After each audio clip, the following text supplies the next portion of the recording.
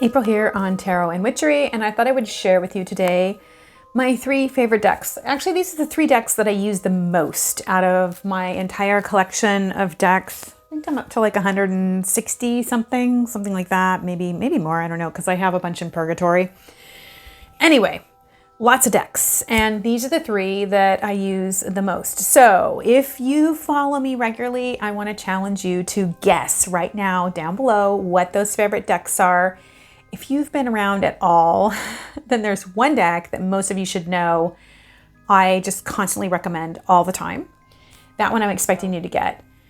While we're here and I'm talking about things, I just want to invite you to look at the How to Read Tarot and Oracle cards playlist. I've renamed it on my library. It used to be the beginner's library, like beginning tarot something, but it's like how-tos on reading. So check out that list because there's cool ideas in these videos for different ways to engage with your cards. All right, let's jump into it. The decks I am showing you are down below in the description box. And again, make your guess right now. Starting off with deck number 1, the Tarot. I'm going to take this off. The Tarot deck that I use the most in my readings, my everyday deck. Probably no surprise, the Super Lunaris deck. If you don't have this deck, why not? You know, it's a collage deck, and I know that some of you are not really into collage decks. One of the things that's very interesting about this deck is that it's not all the same style of art. So like, look at the difference here between this and this and this. And then even throwing this in there, like, you know, it's not all the same art. And usually that can bother me. That can become something where I'm like, oh, it's just not congruent. This is the one card I do not like in this deck. I just absolutely hate that card. Yep, I use the word hate. I hate that card. If any card could be redone, it would be that one. So usually with an incongruent art style, I can really not like it, but this deck is fabulous. I actually like the variety in the deck and what it provides. That's kind of a bad shadow. Let's move that out of there. I like the variety that the deck provides, and all-time favorite 2 of Cups, just the best 2 of Cups ever. So yeah, I like the variety. This one makes me think, but since I know the tarot, it's really easy to read. I find this a really, really easy deck to read, and I find whenever I, actually I put that one upside down. I thought that was wrong. When I pull this deck out and I have other tarot card readers see it, they're like, oh, I've never seen this deck. Super Lunaris, absolutely love this deck. It's my go-to deck. I love it forever. The other thing that I like about it is it's got a saturated color palette. It's not super expensive. It is an Etsy deck. Here's the backs. They're so pretty. And it's got rose gold. I don't think you can see the lighting. We're like deep dark. It is so dark today out here. But yeah, this deck, I love this deck so much that I panicked thinking that I might lose the deck. And I have another one that I just ordered to have sent to me to have on hand that I'm going to keep in the plastic. I'm not going to open it just in case I ever lose a card or I lose the deck, heaven forbid. But I carry it in my purse. It's got a hard case. I like that. And I can carry it in my purse just like this. And it doesn't, the case is getting dinged up, but it is not dinged up. There's no book, but I don't need a book to read. So deck number 1, most used deck, the Super Lunaris. This deck is in a different bag. It's in my Earth, Moon, and Shadow bag. But this deck, if you didn't guess this deck, then you don't watch my channel. Come on, you know it. You know what it's going to be. Dun, dun, dun. There it is. And I will actually show you the box.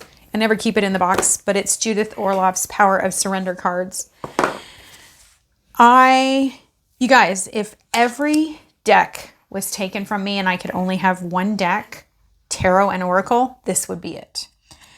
And the reason is that this deck let's actually do two piles at once. This deck is constantly, what we need to do is we need to surrender to, and we need to surrender from things all the time. It's the number one thing the only thing that we can depend on during our life is change. And so learning to surrender and to surrender in positive ways is so powerful and important.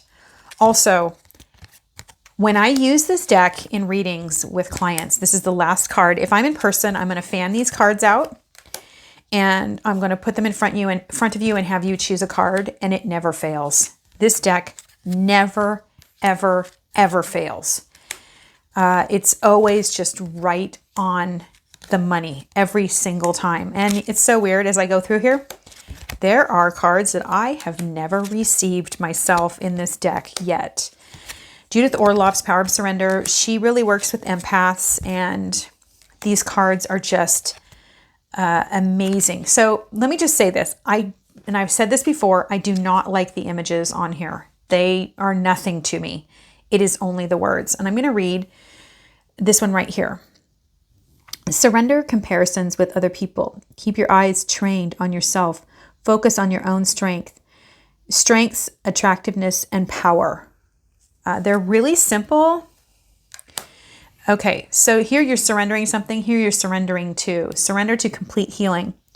Open fully to the loving, compassionate forces of the universe that support your physical, emotional, and spiritual healing. Guys, I cannot recommend this deck enough. I just think everybody should have this deck. This is a deck that you can use every single day as you go into your day. Surrender to divine timing, surrender to your intuition. These are two that I get a lot.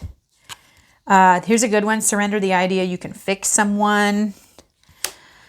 Yeah, these never fail. I absolutely love this deck. Like I said, if I were reduced to one deck and one deck only, this is the one I would choose. I know that sounds just crazy because I'm a tarot reader, but this deck hits me at such a deep, soulful level.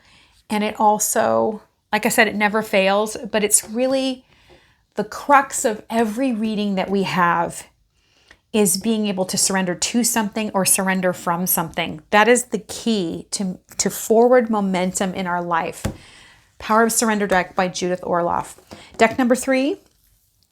I did not expect to love this deck the way that I do. This was a Kickstarter deck. Song of the Grandmothers by Kara Simons, illustrated by Marie in the Sky.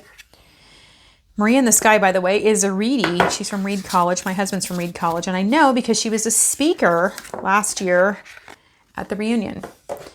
So again, I did not expect to love this deck the way that I do. It's got a couple like little spreads on here that you can do.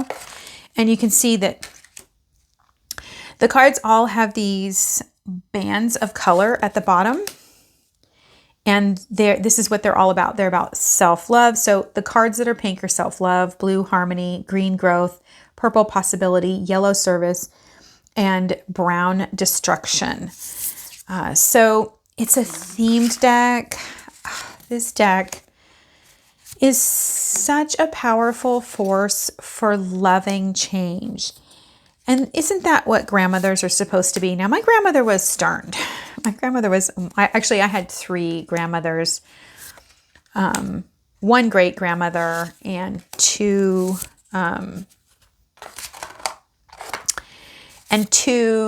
great grandmothers. So I was very lucky. I had a lot of grandmothers, most of which were pretty stern, but there was a loving compassion with them.